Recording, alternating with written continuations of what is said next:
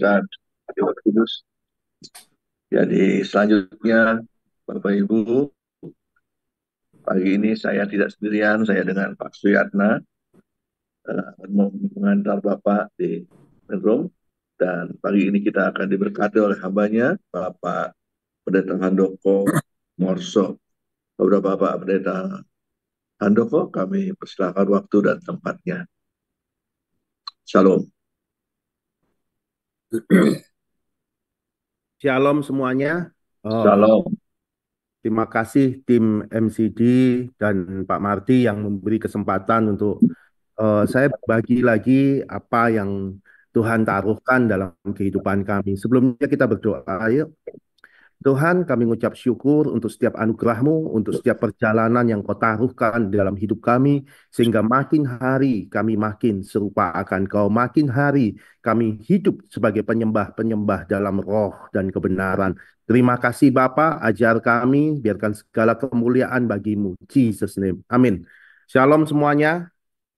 Eh, eh, mungkin PowerPoint-nya dari mungkin bi- bisa saya bagikan atau dari host ya untuk PowerPoint.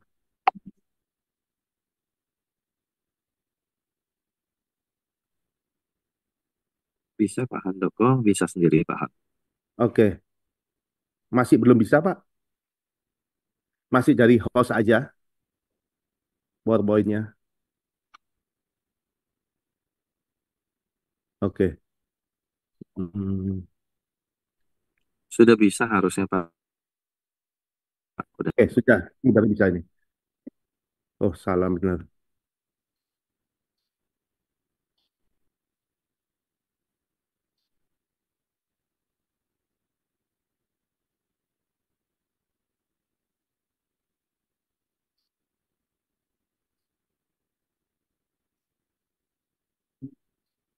Kok salah ya? Bentar, Pak ya. Hmm,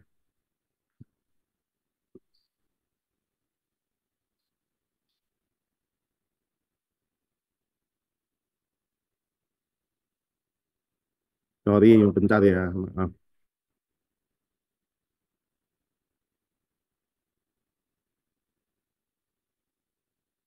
Oke. Saudara, tema hari ini adalah bagaimana kita menghargai kehadiran Tuhan dalam hidup kita. Di saat-saat ini kita tahu semua, kita ini banyak melihat perkembangan gereja sekarang dengan persaingan gereja yang begitu luar biasa. Kita melihat gereja itu dengan pelayanannya, wih luar biasa. Terus udah itu lagu-lagu yang dinyanyikan, penampilannya. Kita mulai terpesona dengan hal-hal yang kelihatannya, wih ini luar biasa, ini dari Tuhan, ini dari Tuhan, ini dari Tuhan. Kita mulai terpesona dengan hal-hal yang kita lihat, yang kelihatannya luar biasa, tapi apakah hal-hal itu yang Tuhan mau dalam hidup kita?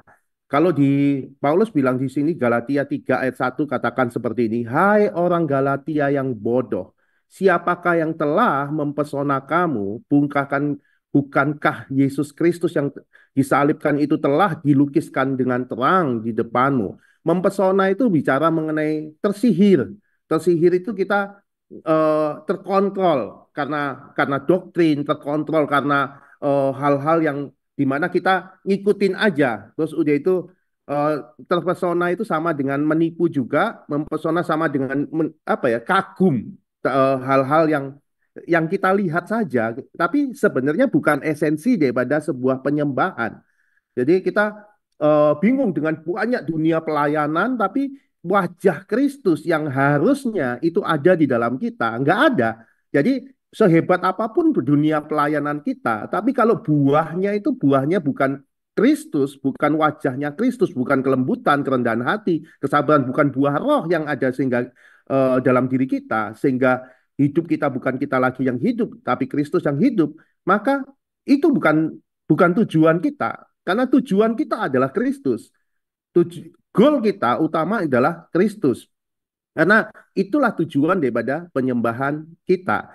Eh, di Alkitab katakan, Tuhan aku lakukan mujizat, aku setan, aku bernubuat, aku jangkau jiwa, aku pelayanan.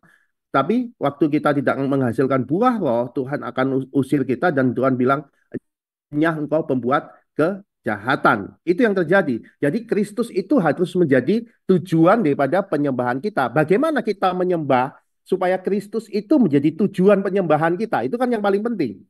Karena sebuah pohon itu dikenali dari buahnya, bukan dari daunnya, bukan dari batangnya. Tapi buahnya apa? Ya itulah pohon itu. Jadi kalau buahnya itu daging, ya berarti penyembahan kita yang salah gitu loh. Sehebat apapun, semirip apapun penyembahan kita, tapi kalau buahnya itu buah daging, ya berarti bukan apa yang Tuhan mau dalam hidup kita. Kalau pohon apel, pasti buahnya dikenali dari buahnya yang adalah buah apel. Kalau buah mangga pasti dikenali dari buahnya yaitu buah mangga. Jadi sehebat apapun saya jadi gembala, sehebat apapun saya melayani, sehebat apapun jemaat yang saya gembalakan, tapi kalau istri anak saya tidak merasakan buah roh yang adalah wajah Kristus dalam diri saya, nggak ada gunanya. Makanya itu saya fokus kepada penyembahan dalam roh dan kebenaran ini sudah hampir 15-20 tahun. Saya fokus pada penyembahan ini supaya apa? Supaya satu, Kristus itu dapat dirasakan dan dinikmati melalui hidup saya. Seperti Paulus katakan, hidupku bukan aku lagi yang hidup, tapi Kristus yang hidup. Nah, itu penyembahan saya. Di di dalam Yohanes 4 ayat 20, di situ Yohanes 4 ayat 20-24 jelas dikatakan di situ. Jadi ini ada orang Samaria tanya, nenek moyang kami menyembah di gunung ini, tapi kamu mengatakan di Yerusalem. Yesus ngomong seperti ini, ada saatnya kamu menyembah bukan di gunung ini dan bukan di Yerusalem. Jelas Yesus ngomong seperti itu, kamu menyembah apa yang tidak kamu kenal, kami menyembah apa yang kami kenal, sebab keselamatan datang dari bangsa Yahudi. Tapi saatnya akan tiba dan sudah datang bahwa penyembah-penyembah benar akan menyembah Bapa dalam roh dan kebenaran, sebab Bapa menghendaki penyembah-penyembah demikian. Allah itu roh, barang siapa menyembah dia harus, ini wajib menyembah dalam roh dan kebenaran. Dalam roh dan kebenaran, bicara mengenai roh, bicara mengenai kehidupan, kebenaran bukan kebenaran di sini bukan truth. Kebenaran di sini bicara mengenai righteousness, sikap yang benar, posisi yang benar seperti yang saya terangkan kemarin. Bedakan antara truth dan righteousness. Kalau truth itu 1+1=2, itu truth. Tapi righteousness itu posisi yang benar, sikap yang benar. Jadi Tuhan menghendaki kita itu menyembah dalam kehidupan dengan sikap yang benar, posisi yang benar. Gimana sih menyembah dengan roh dan kebenaran? Apakah seperti kita taat pada semua hukum-hukum, seperti ahli Taurat dan orang Farisi yang sangat detail dan mentaati semua hukum-hukum Tuhan yang tertulis, atau seperti apa penyembah-penyembah dalam roh dan kebenaran yang dimana di sini diwajibkan bagi kita untuk menyembah Allah dalam roh dan kebenaran. Ini wajib hukumnya. Kalau di sini kata harus, artinya wajib menyembahnya dalam roh dan kebenaran. Bagaimana kita harus menyembah dalam Bapa dalam kehidupan righteousness, kehidupan kebenaran ini kayak apa gitu. Mari kita lihat contohnya di uh, di Lukas 10 ayat 25-37. Saudara bisa lihat orang Samaria yang baik hati. Orang yang Samaria yang baik hati ada ceritanya seperti ini. Ada seorang yang turun dari Yerusalem, kemungkinan besar dia adalah orang Yahudi karena baru turun dari Yerusalem. Dia turun dari Yerusalem lalu dirampok dan dipukulin setengah mati, hampir mati di pinggir jalan, tergeletak di pinggir jalan. Lalu lewat seorang imam, orang yang taat kepada firman, orang yang taat pada hukum Allah, lewat. Dia lihat aja, kasihan ya, orang itu jatuh di situ. Aduh, tapi ini entar lagi ada pelayanan nih, ada koram deo, nggak bisa ini aku tinggal dulu. Lewat lagi. Lalu kedua ada orang Lewi, orang yang melayani di bait suci, penuh. Dia lihat juga, aduh kasihan ya, dia lewat juga. Terus ada orang Samaria yang katanya nggak apa ya, beda sama orang Yahudi, tersingkirkan dan bukan orang yang taat akan hukum Allah. Udahlah dihina macam-macam. Tapi singkat cerita, dia lihat orang itu, orang apa yang habis dirampok dan setengah mati, akhirnya apa? Dia bantu, dia tolong. Padahal orang Samaria sama orang Yahudi zaman dulu, dia enggak bersentuhan, tapi dia mengosongkan diri. Orang Yahudi itu mengosongkan diri dengan segala penghakimannya buat orang Yahudi. Dia mengosongkan dirinya dan membantu orang Yahudi ini. Ini yang dilakukan orang Samaria itu. Jadi haknya dia untuk menghakimi, haknya dia untuk tidak menganggap orang Yahudi ini, tapi dia mengosongkan diri, dia bantu orang ini. Akhir dari semua egonya sendiri, dan dia membantu orang Yahudi ini dan dimasukkan ke lost man dan mengeluarkan semua biayanya dan membiayai sampai orang ini sembuh. Tapi Yesus bilang inilah orang yang benar. Jadi kan ini yang kebenaran. Terus udah itu kita lihat di perwira Kapernaum, saudara lihat sikap yang benar lagi. Ini kehidupan yang benar. Ini bukan masalah hukum ya saudara, karena kerajaan Allah itu bukan soal makanan dan minuman, bukan soal hukum, tapi soal kebenaran, righteousness, sikap yang benar. Itu yang dijelaskan di situ. Perwira Kapernaum saudara lihat, dia bukan murid Yesus, bukan, tapi dia adalah contoh teladan iman yang sebenarnya yang harus kita miliki. Dia seorang perwira yang besar, dia perwira yang tinggi, dia tahu bahwa orang Romawi nggak berhubungan sama orang apa Yahudi. Bahkan kalau dia datang pada orang Yahudi itu merendahkan sekali. Bahkan kalau ketahuan raja kaisar perwira ini datang pada Yesus, perwira ini bisa dibunuh karena hanya satu Tuhan yang bisa disembah, yaitu kaisar. Tapi apa yang terjadi dengan orang Romawi ini? Dia datang kepada Yesus, dia mengosongkan dirinya dari posisinya sebagai seorang perwira, posisinya sebagai penguasa, dia mengosongkan dirinya. Dan dia datang kepada Yesus, dan saudara lihat, sikap yang mengosongkan diri itulah yang membuat Yesus menyembuhkan, memulihkan hambanya. Dan di situ saudara lihat, sikap yang dianggap Yesus, orang lain dianggap, wah ini orang nggak taat pada hukum. Tapi Yesus melihat iman sebesar ini tidak pernah aku jumpai di antara bangsa Israel. Artinya apa saudara? Artinya cuma satu. Sikap yang benar ada. Righteousness itu ada di perwira ini. Terus kita lihat perumpamaan orang Farisi dan pemungut cukai. Saudara lihat, seorang di bait suci ada seorang Farisi. Dia ngomong, Tuhan, aku sudah berpuasa. Aku sudah lakukan ini, aku sudah lakukan hukum ini, aku tidak sama dengan orang itu Tuhan. Terus orang yang pemungut cukai di bawahnya, di belakangnya, dia tidak berani masuk ke bait suci.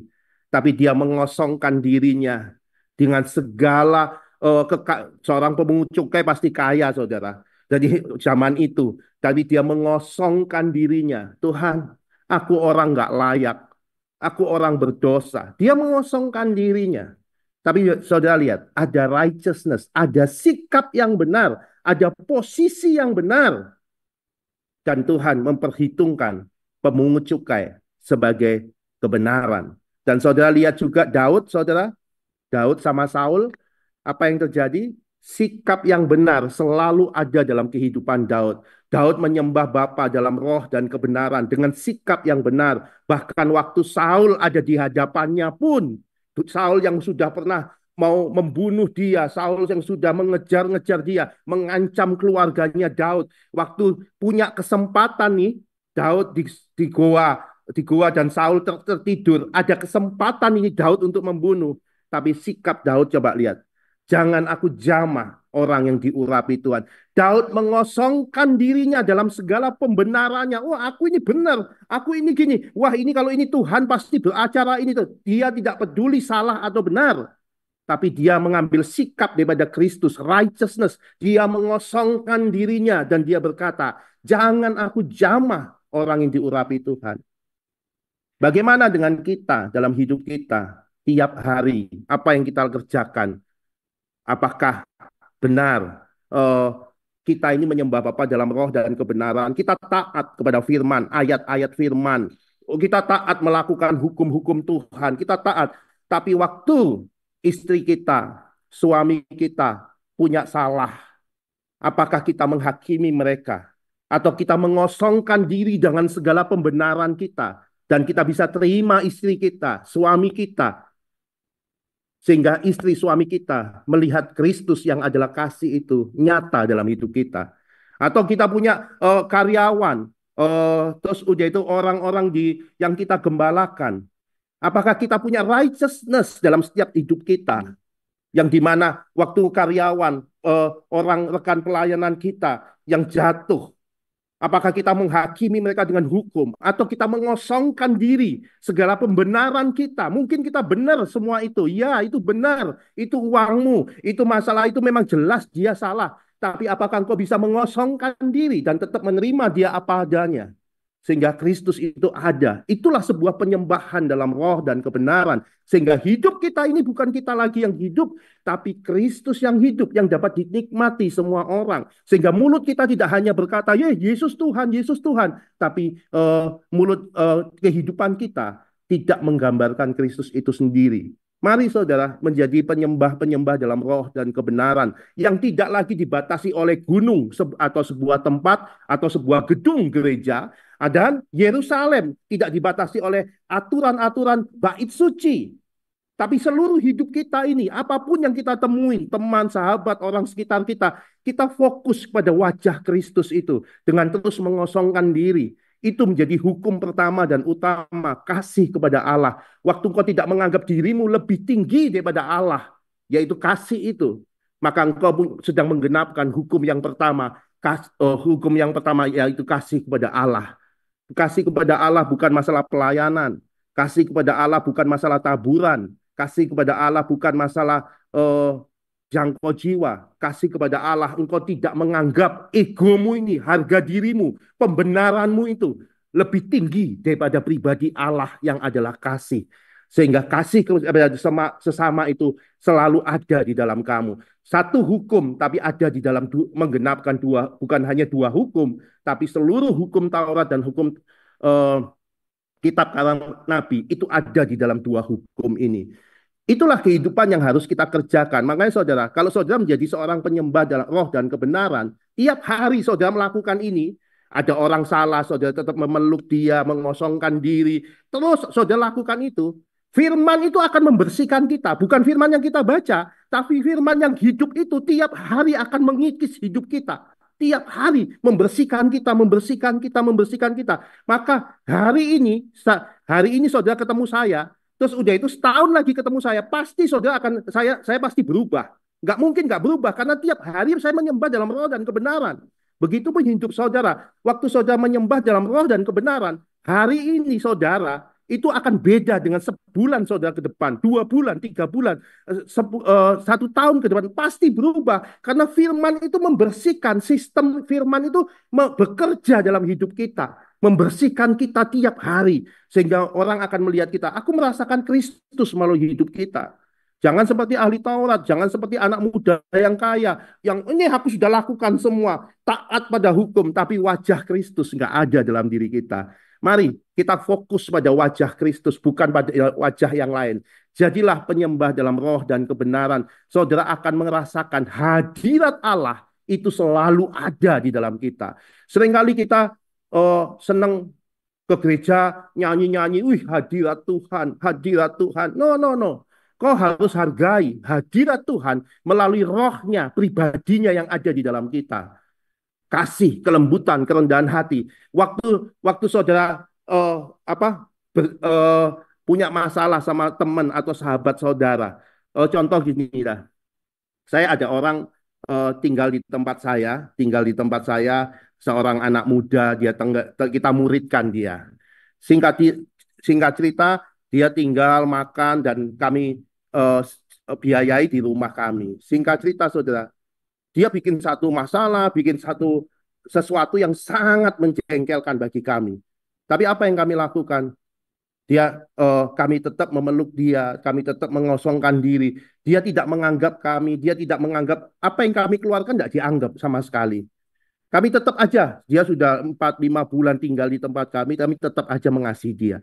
Kami tetap mengasihi dia. Wih, tidak gampang menjadi penyembah dalam roh dan kebenaran. Tapi goal kami bukan anak ini. Anak ini berubah atau enggak berubah, saya enggak peduli. Yang penting saya menemukan Kristus dalam hidup saya. Karena Kristus itu adalah sumber hidup saya. Itu yang saya lakukan.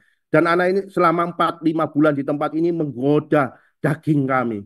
Menyalipkan daging kami. Singkat cerita, seminggu yang lalu dia aku nggak cocok, aku keluar, dia keluar dari rumah ini. Saya cuma gini, Tuhan, kalau memang ini waktunya dia selesai, ya puji Tuhan, dia keluar bawa barang-barangnya, dia pergi. Aku keluar, Kak, aku sudah nggak bisa, aku keluar dari kerjaan, aku keluar dari tempatnya Kakak. Oke, nggak apa-apa. Udah, istri saya bilang ya sudah.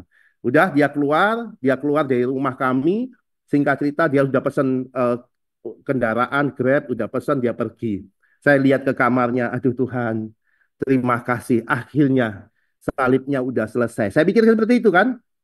Terus udah itu dia sampai ke hotel, dia nginep di hotel. Anak muda ini nginep di hotel.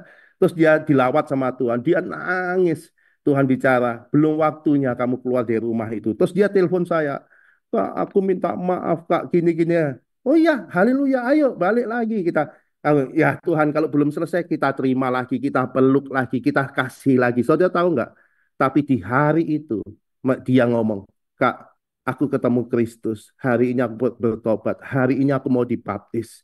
Hari ini aku menyerahkan hidupku. Dan hari ini dia berubah dalam kehidupan yang luar biasa dia. Buat saya gini loh saudara. Jangan bingung memberitakan ayat-ayat firman. Tunjukkan Kristus yang hidup sama kamu. Itu udah cukup. Itu penginjilan yang luar biasa. Sehebat apapun kita menginjil dengan ayat-ayat firman, tapi kalau hidup kita tidak bicara mengenai ayat itu sendiri, tidak berbicara mengenai Kristus itu sendiri, bohong yang kita beritakan itu. Mari kita memberitakan Kristus yang hidup, bukan Kristus yang kita katakan toh, tapi Kristus yang nyata dalam hidup kita, sehingga kita tidak menceritakan Kristus yang ada di Alkitab saja, tapi kita menyaksikan Kristus yang hidup melalui kita. Amin. Itu yang harus kita lakukan. Karena bagiku hidup adalah Kristus, mati adalah keuntungan. Bagi saya, saudara, bagi saya jadi gembala, saya pelayanan, saya seorang pengusaha, saya seorang suami. Saudara tahu, tujuan saya adalah Kristus. Saya jadi gembala itu bukan goalnya, itu wadah untuk membentuk saya, untuk sampai pada Kristus, untuk wajah Kristus itu ada pada kita. Jadi, saya sebagai suami itu wadah untuk Kristus itu menjadi tujuan hidup saya. Jadi kalau saudara pelayanan, aku melayani, pelayanan bukan tujuanmu. Pelayanan adalah sarana untuk mencapai, untuk sampai kepada wajah Kristus. Jadi bagi saya mengembalakan, bangun gereja, ataupun apapun yang saya kerjakan yang kelihatannya rohani itu bukan tujuannya bagi Tuhan. Tujuannya bagaimana Kristus itu real dalam hidup kita. Makanya Paulus bilang, hidup adalah Kristus. Mati, kehendak daging waktu kau dihina, kau tetap mengasihi, itu kematian itu keuntungan. Karena di dalam kematian dagingnya, wajah Kristus tercapai. Wajah Kristus nampak dalam dirinya. Makanya waktu dia mati, dia tahu ini keuntungan. Karena dalam kematian itulah Kristus makin bercahaya. Jadi pastikan saudara, pastikan dalam hidup kita ini jangan bingung dengan ini. Tujuanku adalah pelayanan, tujuanku jadi gembala, tujuanku khotbah, tujuanku enggak. Mari mulai mungkin dari keluarga, engkau sebagai seorang suami kepada istrimu, bagaimana Kristus itu dinyatakan kepada kehidupan istrimu itu bisa merasakan Kristus, kasih itu melalui kehidupanmu. Jadilah Kristus bagi orang-orang sekitarmu, sehingga Kristus itu dapat dirasakan. Itu sebagai penyembahanmu, bukan berarti, aku Kristus, bukan. Tapi Kristus itu menjadi identitas jati dirimu yang selalu mengosongkan diri. Jadi bukan dalam kemegahannya tok, tapi kalau kau sadar hidup adalah Kristus, berarti hidup adalah mengosongkan diri. Itu aja. Apapun kejadian yang enggak, aku akan mengosongkan diri. Ya, bagi dunia saudara, pemberitaan tentang salib itu kebodohan, memang saya akuin. Masa kita yang benar, kita harus minta maaf. Masa kita yang benar, kita harus tetap memberkati dia. Masa kita yang benar, kita harus tetap mengasihi dia. Memang kebodohan berita mengenai salib itu. Tapi saudara, bagi saya atau bagi saudara yang percaya kebenaran itu, Kristus yang hidup itu adalah hikmat dan kekuatan Allah. Di situ karya-karya Tuhan itu terjadi dalam seluruh hidup kita. Pastikan setiap kita itu mengenal kebenarannya itu bukan karena kata orang, oh Yesus gini, Yesus ini. No, no, no, no, no.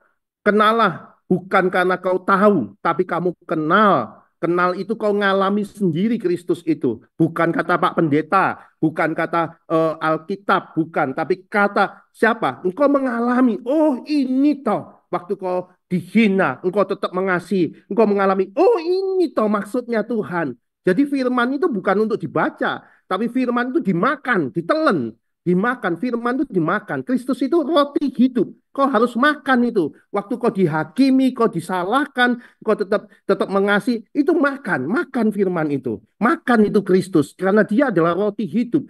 Kristus jangan dipelajari, Saudara. Kristus jangan dihafal-hafal, tapi Kristus makan itu Kristus. Maka engkau akan mengalami kesatuan, persekutuan seperti pokok dan ranting yang adalah satu, sehingga hidupmu bukan kamu lagi yang hidup, tapi Kristus yang hidup. Itu yang harus terjadi dalam setiap hidup kita. Gimana untuk caranya? Caranya kita sampai pada Kristus. Kita jelas tahu Kristus adalah batu penjuru. Saudara tahu batu penjuru itu batu sudut. Batu penjuru itu batu sudut. Kalau saudara bangun rumah ada boplang. Kalau boplang itu sudut, sudut, sudut. Dan waktu kita sudah kasih boplang atau batu sudut keempat sudut itu kita kasih batu sudut. Kita ngomong sama tukangnya, Pak Tukang, pasang batanya sesuai batu sudut ini ya. Oh ya, pasti Pak Tukangnya akan ngikutin tuh batu sudutnya kan. Akhirnya apa? Ya, meskipun ditinggal sama bosnya, waktu ada batu sudutnya, benar batu sudutnya, meskipun ditinggal bosnya pun, pemilik rumahnya pun, pasti tukangnya akan ngikutin batu sudutnya. Dan bangunan itu akan sesuai dengan pemilik daripada bangunan itu. Tapi yang jadi masalah kalau ada tukang keminter. Jadi udah tahu nih bosnya ngasih batu sudut, batu penjuru. Nih batu penjurunya ya. Tapi batu penjurunya diubah. Akhirnya apa? Nggak sesuai dengan kehendak kehendak pemilik bangunan. Akhirnya apa? Pemilik bangunan marah-marah karena lihat bangunannya nggak sesuai, tidak menggambarkan kehendak daripada pemilik bangunan. Kalau saudara tahu, Kristus itu adalah batu penjuru, tujuanmu, maka apapun pekerjaanmu, apapun yang kau kerjakan, apapun yang kau lakukan, harus membawamu makin hari makin serupa Kristus. Dengan apa? Dengan terus menyangkal diri. Menyangkal diri itu mengosongkan diri. Engkau benar, tapi engkau tidak menganggap dirimu benar. Engkau bisa menghakimi, tapi engkau tidak menghakimi. Itu menyangkal diri, engkau mengosongkan diri yang menjadi representatif hukum pertama, kasih kepada Allah. Jadi engkau selalu mengosongkan diri sehingga Kristus yang hidup, bukan kamu yang hidup. Dan hukum yang kedua, kasih kepada sesama itu memikul salib. Memikul salib itu menerima kelemahan, kesalahan, istri, teman, sahabat, orang-orang sekitar kita sebagai tanggung jawab kita. Seperti Yesus memikul salib, menerima dosa orang lain menjadi tanggung jawabnya. Sama kita menerima teman, sahabat, orang yang kita layani, kesalahan-kesalahan mereka menjadi tanggung jawab kita. Nggak usah kita hakimi, kita kasih aja. Itu mikul salib. Itu hukum kedua, kasih pada sesama. Jadi kalau dua hukum ini ada sama saudara, wow, maka semua hidup kita akan menggenapi apa yang tertulis di Alkitab itu. Jadi pastikan setiap kita menjadikan Kristus ini menjadi batu penjuru, batu tujuan daripada hidup kita. Terakhir, saudara, kasih, saudara, kita kayak firman Tuhan katakan, perintahkan kita untuk saling mengasihi. Tapi kalau saudara hidup sama Kristus, kasih itu bukan hanya menjadi perintah, tapi kasih itu menjadi identitas atau jati diri kita. Apapun yang saudara kerjakan, kasih itu bukan hanya menjadi perintah, tapi menjadi identitas saudara.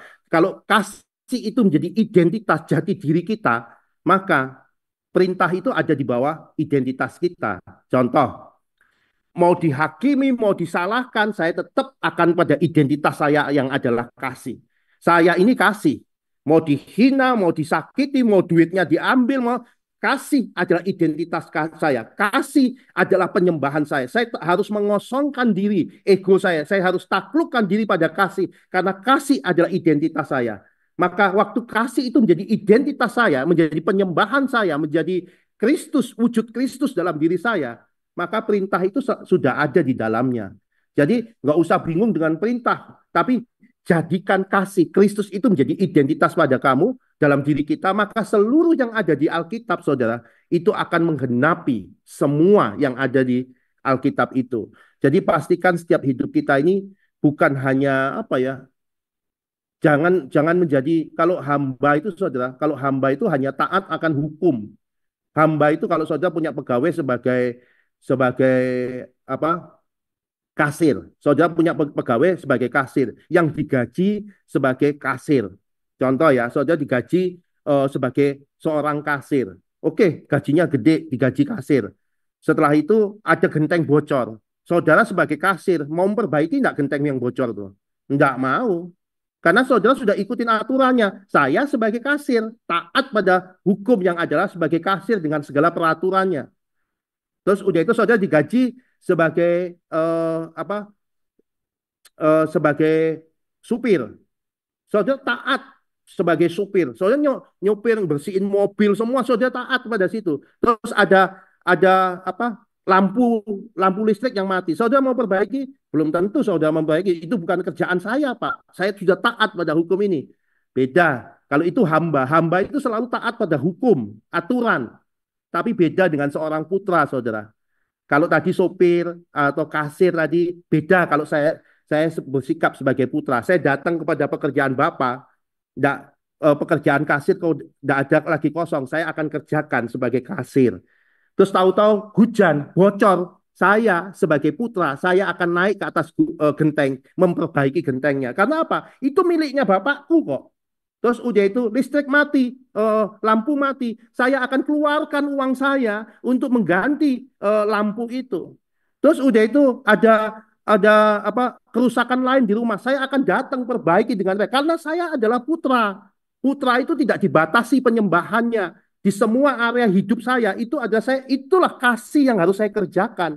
Jadi saya nggak sebagai hamba yang dibatasi oleh eh, aturan tempat tadi itu kan gunung dan Yerusalem, aturan dan sebuah tempat sebagai kasir toh. No, saya datang sebagai putra. Karena apa? Saya putra yang datang pada pekerjaan bapaknya, yang melihat semua area hidup kita harus mencerminkan bapak kita. Jadi saya tidak hanya fokus pada kasir, ada bocor, ada lantai kotor, ada genteng yang rusak, ada kolam renang yang masalah, saya akan perbaiki dan saya akan keluarkan uangnya itu dalam kehidupan saya, uang pribadi saya. Karena apa? Saya putra, milik Bapak adalah milik saya.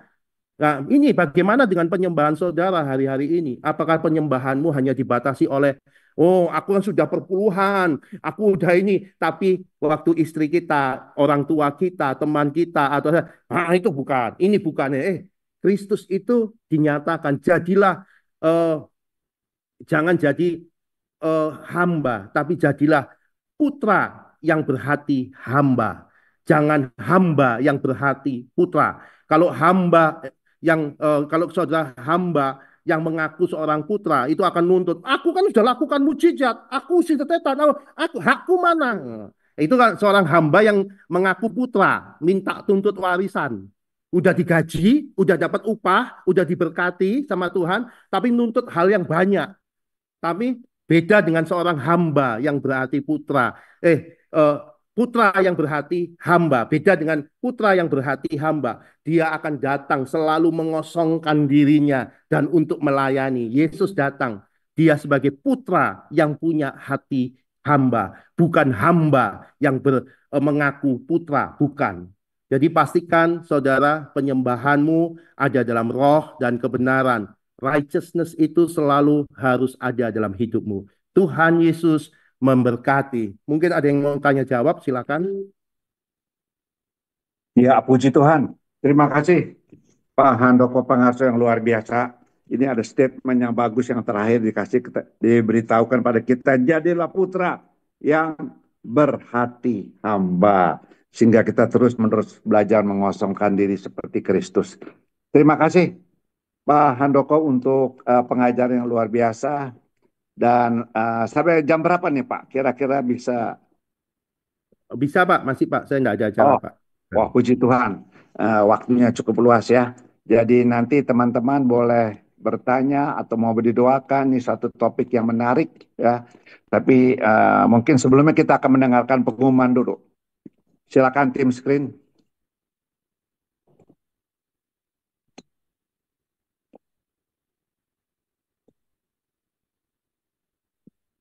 Anda sedang dalam berbagai macam pergumulan, merasa tidak sanggup lagi berdoa karena tekanan yang dirasakan? Anda tidak sendiri. Mari bergabung bersama kami di ibadah sejati Mesbah Koram Deo setiap hari Sabtu jam 5.30 sampai 7.30 pagi waktu Indonesia Barat. Jangan pernah merasa sendiri, ada tubuh Kristus yang mendukung dan mau mendoakan Anda. Tuhan Yesus memberkati.